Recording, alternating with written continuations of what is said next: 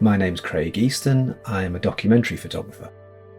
The big project that I've done recently is called 16, and that's a group project that I led with 16 photographers all around the UK, in which we made portraits of 16-year-olds from all different walks of life and all different backgrounds, and really looking at how background, how ethnicity, how gender, education, health, those kind of things all influence what young people think they can achieve in life.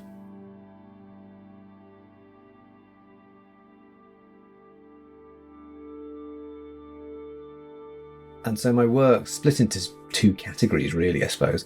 There's the socio-political work like 16, and projects like Fisherwomen, which is more of a social history and a celebration of the role that women have always played in the fishing industry.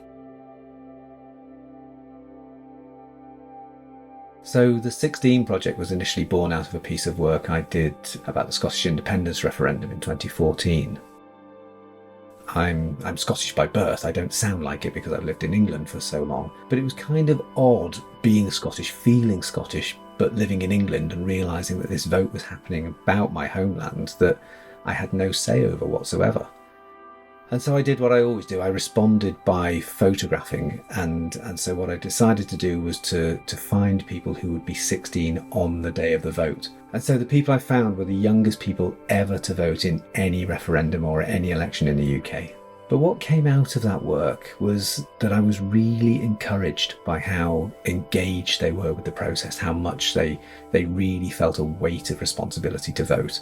And so I decided to broaden out my investigations beyond 16-year-olds in Scotland and right across the country and look not just at specific issues of Scottish independence, but to look at broader issues of social mobility and meritocracy and how those social background and location and things like that influence your decisions.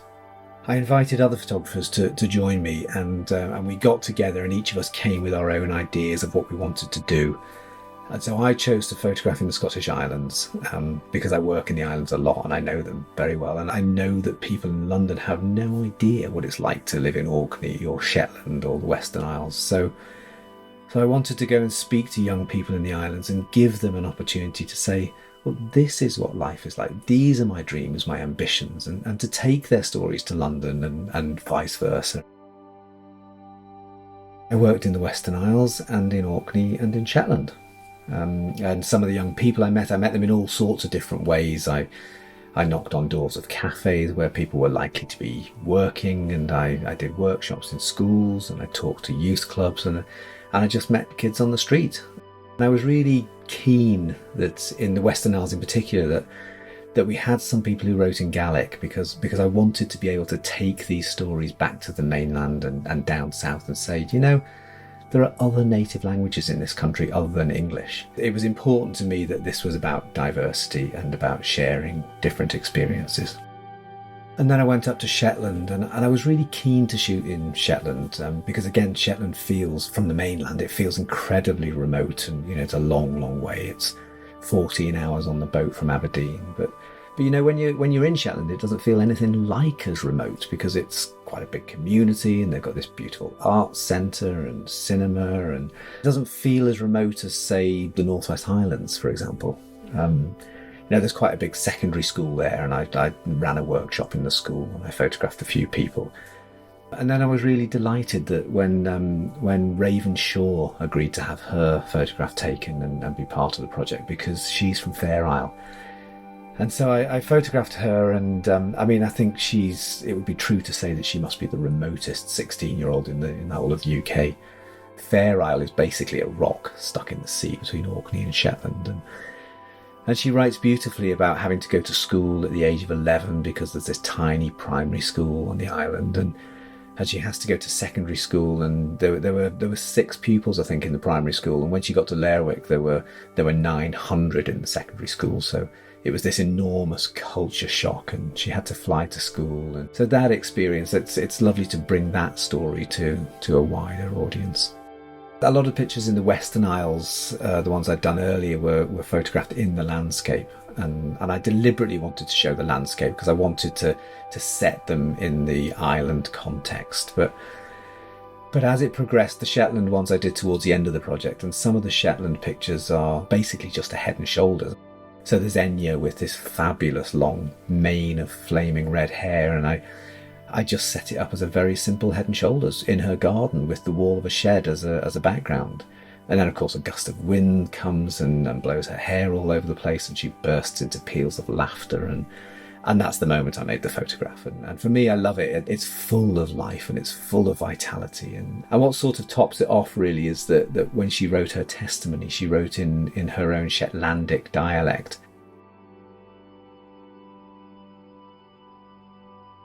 And I work on a big 10 by 8 inch plate camera, which is this wooden and brass instrument made in America in the 1950s. And the reason I do that is it brings a sort of gravitas to the process that you just don't get with a digital camera. And the relationship between you changes. It becomes quite an intense moment where in some cases the camera is 10 or 12 inches from their face, and so I'm setting it up and I'm almost scrutinizing the face when I'm looking through the ground glass screen on the back of the camera. I describe myself as a documentary photographer, and more than that really. I see myself in some respects as a historian. There's more and more and more photographs being taken every day. Everyone's got a camera in their pocket at all times, and so being a photographer means you have to try a little bit harder now.